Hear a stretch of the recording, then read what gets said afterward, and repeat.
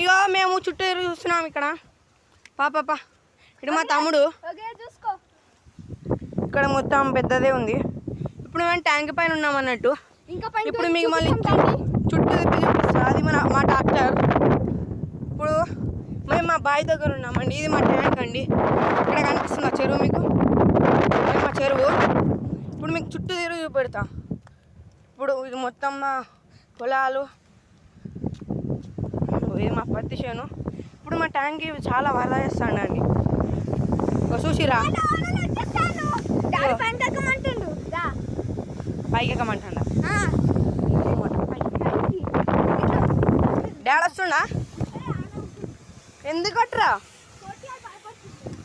ఏ రమ్మని అనిగి నా పిచ్చోని.